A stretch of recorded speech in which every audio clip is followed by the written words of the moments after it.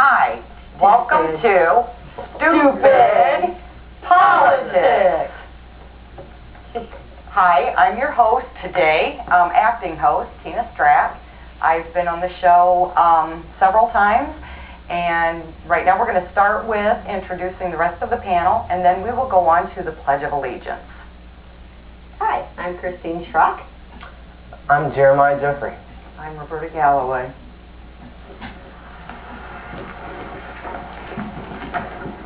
Would you all please join us in our Pledge of Allegiance? Please.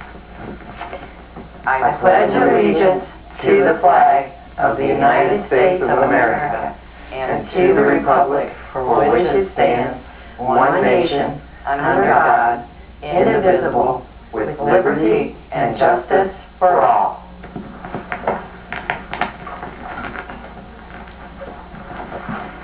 Okay, we're going to get started with a little bit of discussion. We've got some new news to talk about. We've got some old news made new news. And I think it's going to be a fun show today. I want to start with asking the panel and the TV audience if they are aware that Congress did pass through the FISA amendments. And do you guys know what the FISA amendments stand for? Okay.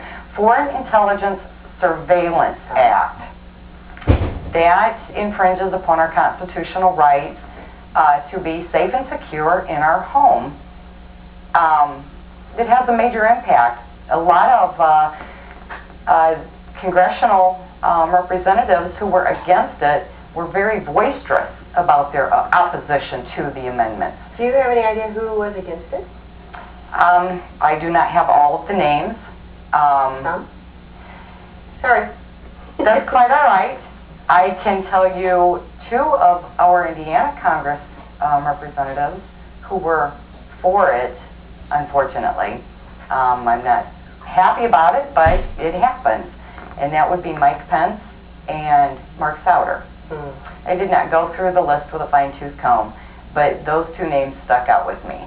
Now it moves into the Senate, okay? And the process is Congress writes the bills, and if it goes through the majority of the vote through the Congress, then it moves on to... Now, can I just ask you, how is that supposed to make us feel more secure, knowing that they can peek in at us at any time, whenever they want to? Exactly what some representatives are asking. Yeah.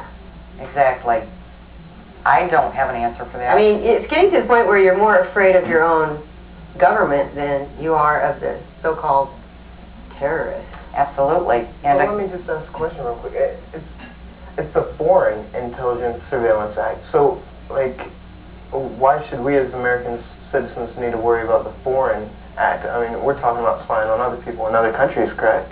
Not correct. We're talking about spying on American citizens in our country. How would we be doing that? Because you could be a terrorist. And that's basically the premise of the bill. But I'm not foreign, so I don't really... I understand. I don't see why I need to worry about it. But, you know, all it takes is redefining certain words to make people fit in certain categories, and then they have the complete right. Once they get an act passed, or a bill passed, and it's already the law, then they can redefine the terms to match the bill and turn you into the enemy. So something that could be good intentioned at first could be used for the wrong purposes. Absolutely. Would this be through, like, the CIA? Would it be a part of the CIA? Well, CIA stands for Central Intelligence Agency, so I would imagine that the Federal Bureau of Investigations, I would imagine, would be involved in it, yes. The purpose is to keep terrorist acts from occurring in our country, again, on our soil, as did 9/11. I can kind of see why this might worry groups such as ours, because right now we define terrorism as acts of violence.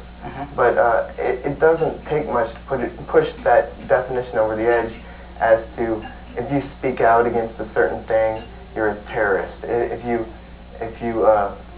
protest in the wrong area, maybe outside of a designated free speech zone, which America used to be a free speech zone. Right. Well, and basically that goes right back to our First Amendment. That's why our forefathers put that in there, so that we would have the freedom to voice our opinion against even our own government. If we saw them getting out of line, we could say, hey, That's not right. Absolutely. Now it's kind of like going all the way around the barn, you know, to make up a situation where they can turn that, if they want to, and take away that freedom, you know, because all of a sudden they're going to black label you as being, you know, too extreme or too this or too that, and take that right away. So let me get this straight. What we're really worried about here is the rights of nonviolent individuals here in America that may want to express a different opinion than the majority. And what we're afraid is to lose, like, our chances of possibly being greater under these acts, of losing our rights to not be spied upon, if we hold views that are in opposition to maybe the majority at the time. Or, who knows what the majority is. Yeah, and it doesn't even have to be the majority, but whoever's holding power at that time, you know, I mean, maybe the president wouldn't like you to say something against him, and he could say, well, that's against national security, or whatever. Are you familiar with Barack Obama, our presidential nominee on the Democratic Party ticket, requested a few shows be taken off the air because they could not monitor. They could not what? They could not monitor it. Monitor. Now they can. Censor is a better word, right? Surveil. Yes, yeah. Okay. If somebody's in opposition, do we not have that right to speak our opposition? Yeah, we should have, exactly.